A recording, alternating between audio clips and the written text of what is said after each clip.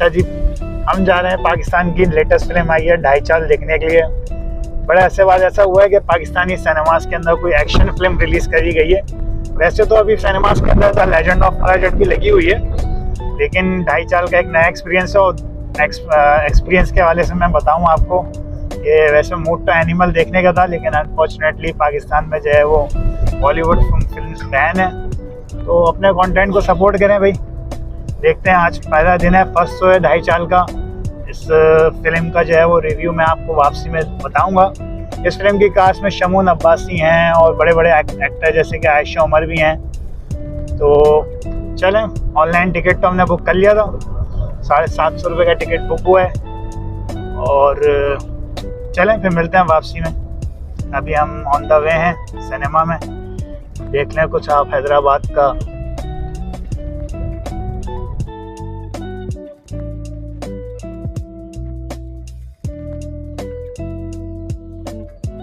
तो guys finally we are arrive at Bollywood mall at Hyderabad, जिसके अंदर जो है हैदराबाद का वाहिद सिनेमा है।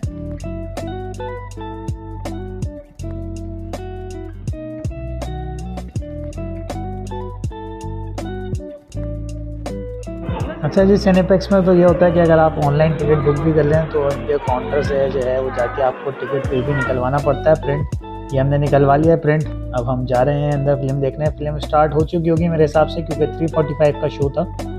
और अब हम जा रहे हैं, लेट्स सी।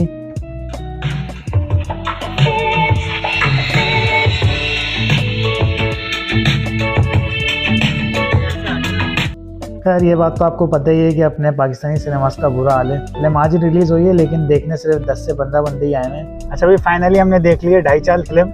जैसा हमने एक्सपेक्ट करा था, फिल्म वैसी तो नहीं थी। अगर आप ये सोच के जा रहे हो कि अगर आप एक्शन फिल्म देखने जा रहे हो तो ऐसा तो कुछ भी नहीं है फिल्म के अंदर।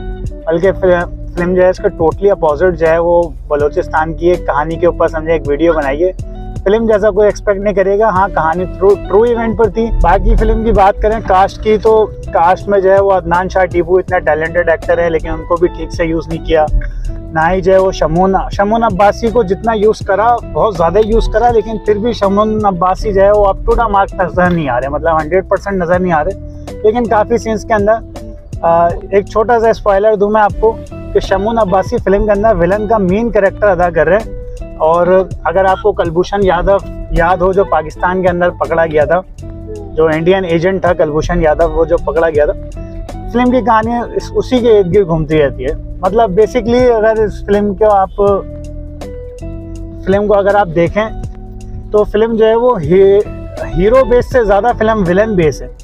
और अगर हीरो की कहानी अगर एक्सपेक्ट करें, कोई प्लानिंग वगैरह फिल्म में किसी किस्म की कोई प्लानिंग नज़र नहीं आई। जैसे अगर कोई भी इंडिया के खिलाफ जो है वो अगर फिल्म चलती हुई नज़र आ रही है तो कोई भी प्लानिंग वगैरह नहीं थी, बस ऐसे ही सब कुछ ऐसे होता जा रहा है। फिल्म 3 घंटे की है, मतलब पाकिस्तानी फिल्मों को कोई बंदा 2.5 घंटे बर्दाश्त नहीं कर सकता, लेकिन फिल्म 3 घंटे की है। डिटेल रिव्यू जो है वो आपको इंशाल्लाह रात में या सुबह मिल ही जाएगा।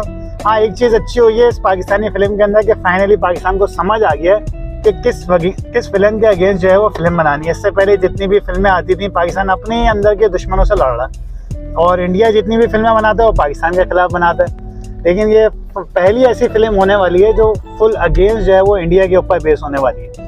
इसके अलावा आपको इसके अंदर थोड़ा इंडिया की जो है कश्मीर फाइल भी याद आएगी इसको देखते हुए।